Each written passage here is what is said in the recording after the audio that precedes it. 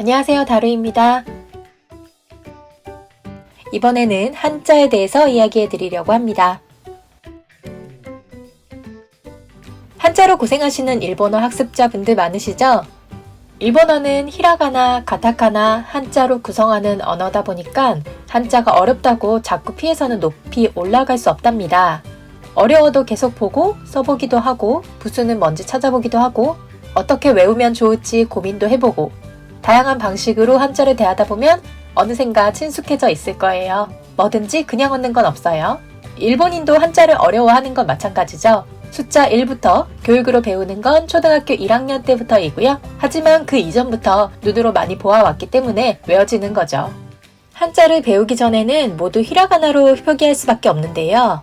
히라가나만으로 표기하면 가독성이 매우 떨어지기 때문에 예외적으로 띄어쓰기를 하지만 한자와 히라가나, 가타카나를 병용하면 띄어쓰기가 필요 없어진답니다.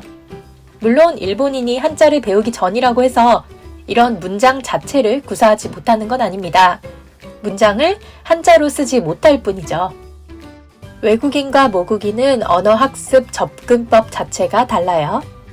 일본어 한자 사전을 펴놓고 상용 한자를 하나씩 공부하는 식의 학습 방법은 개인적으로 별로 추천드리지 않는 방법입니다. 자신의 레벨에 맞는 학습서를 가지고 그 책에 나와 있는 문장과 단어 중심으로 공부하시는 게 가장 좋아요. 일본인이 어려운 한자를 대하는 방식에 대해서 이야기해 보도록 하겠습니다. 길 가다 보면 우연히 마주치는 피부과 병원, 일본어로는 히프카라고 하는데요. 하지만 피부과라는 글자의 표기는 이렇게 되어 있답니다.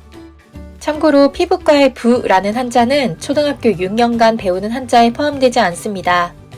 병원이라는 공간을 아이들이 어려워하지 않도록 일상생활 속 의학 용어들에 있어서도 특히 히라가나나 가타카나를 섞어 표기하는 경우가 많답니다. 암이라는 단어도 마찬가지인데요. 일본어로 간이라고 하는데요.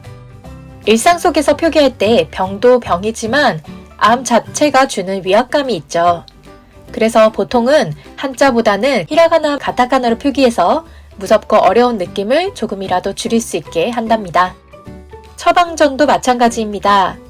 일본어로 쇼호센이라고 하는데요. 끝글자 센은 보통 히라가나로 표기합니다. 참고로 센이 들어가는 한자로 기억할 만한 표현은 편지지, 민센, 포스트잇, 후센 이런 단어들이 있겠습니다. 이처럼 일상적으로 사용하는 단어는 대부분 상용 한자에 포함되지만 간혹 아닌 글자들도 있죠. 뿐만 아니라 상용 한자라 하더라도 너무 어려워서 혹은 아직 배우지 않아서 한자를 쓰지 않는 경우도 있습니다. 단어 속에 그런 한자가 포함되면요. 하나의 단어라도 히라가나 또는 가타카나와 함께 표기하는 특이한 방식을 취한답니다. 요일에서 요 글자가 어렵잖아요. 그래서 일본의 초등학교 저학년생들은 이렇게 쓰고 있답니다. 상용 한자는 몇 개나 될까요? 현재 상용 한자는 2136자이고요. 상용 한자 이외의 한자는 표외 한자 또는 상용외 한자라고 합니다. 일본 초등학교의 상용 한자는 총 1006자가 있다고 하는데요. 1학년부터 차례로 80, 160, 200, 200, 185, 181 이를 모두 더하면 1006자가 되네요. 중학교는 학년별로 정해져 있진 않지만 3년간 학습하는 한자 개수는 1130자입니다. 그러니까 일본의 의무교육기관, 초등학교와 중학교 합해서 9년 동안 배우는 한자의 개수는 총 2136자가 됩니다. 이 한자들을 고등학교 학습을 거쳐서 실생활에서 완전히 사용할 수 있게 된다는 것이 일본 교육과정의 흐름이라고 보시면 되겠습니다. 일본어 학습에 있어서 한자는 필수적인 요소입니다.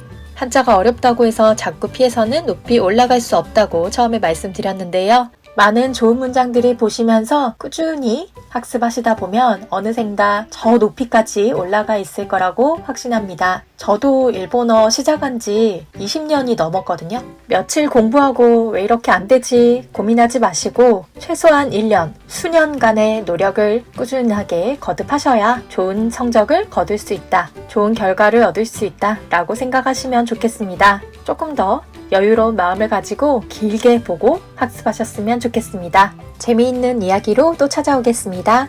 다음에 또 만나요.